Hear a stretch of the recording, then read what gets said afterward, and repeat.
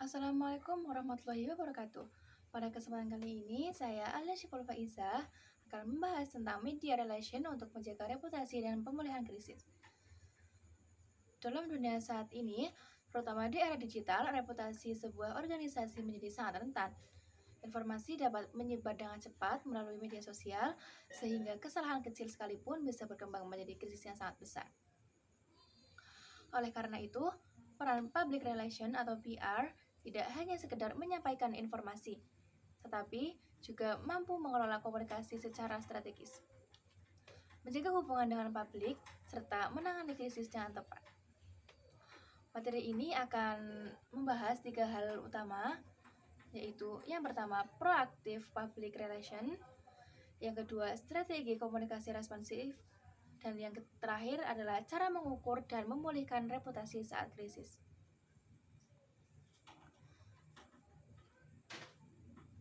Baik, kita masuk pada materi yang pertama, yaitu proactive public relation. Pertama, kita akan masuk ke konsep proactive public relation. Proaktif berarti bertindak sebelum sesuatu terjadi. Dalam konteks PR, ini berarti organisasi tidak menunggu masalah muncul, tetapi sudah mengantisipasi sejak awal melalui perencanaan komunikasi yang matang. Sikap proaktif ini didasarkan pada nilai dan prinsip organisasi, bukan sekedar reaksi spontan. Dalam istilah sederhana, sering disebut sebagai jemput bola. Mengapa hal ini sangat penting? Karena dalam praktiknya banyak krisis terjadi bukan karena masalah besar, tetapi karena organisasi yang lambat untuk merespon atau tidak siap menghadapi situasi. Dengan pendekatan proaktif, organisasi dapat mengidentifikasi potensi masalah lebih awal, mencegah krisis sebelum terjadi, mengontrol informasi yang beredar di publik, membangun kepercayaan secara konsisten. Selain itu, perkembangan teknologi juga menuntut PR untuk lebih proaktif. Saat ini, media sosial menjadi saran utama komunikasi. Audiens menginginkan respon yang cepat dan informasi mudah menyebar tanpa kontrol. Karena itu, organisasi harus aktif membangun komunikasi, bukan hanya menunggu reaksi dari publik. Proaktif public relation juga membantu membangun hubungan jangka panjang dengan stakeholder. Dengan komunikasi yang terbuka dan transparan, publik akan lebih percaya dan tidak mudah terpengaruh oleh isu yang negatif. Jadi, dapat disimpulkan bahwa PR proaktif adalah langkah awal dalam menjaga reputasi organisasi secara berkelanjutan. Strategi komunikasi responsif. Selanjutnya adalah strategi komunikasi responsif. Jika PR proaktif berfungsi untuk mencegah masalah, maka komunikasi responsif berperan ketika organisasi menghadapi situasi yang sedang berkembang, terutama saat muncul isu atau krisis.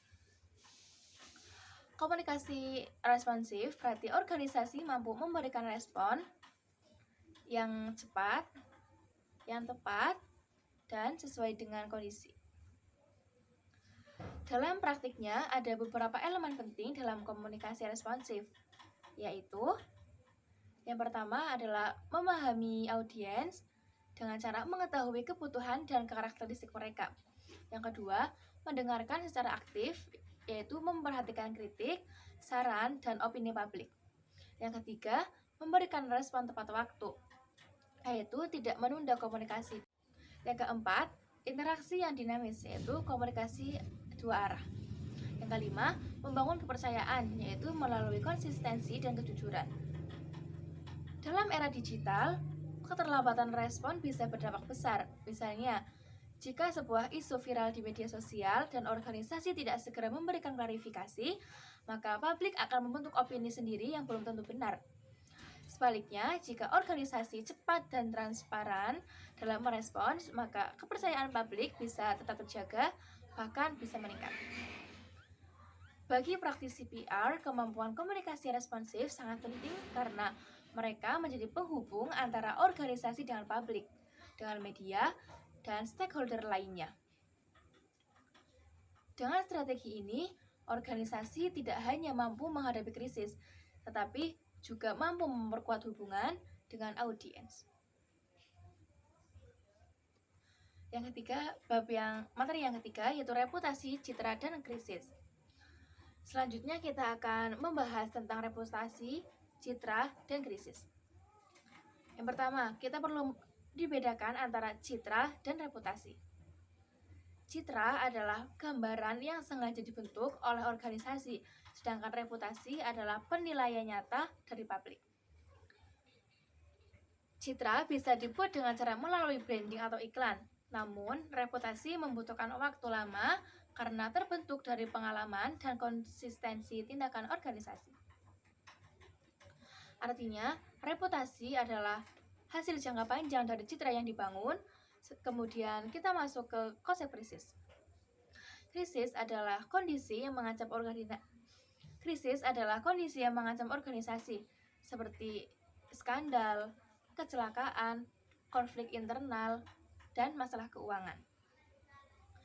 Krisis dapat berdampak besar terhadap reputasi, terhadap kepercayaan publik, kinerja organisasi.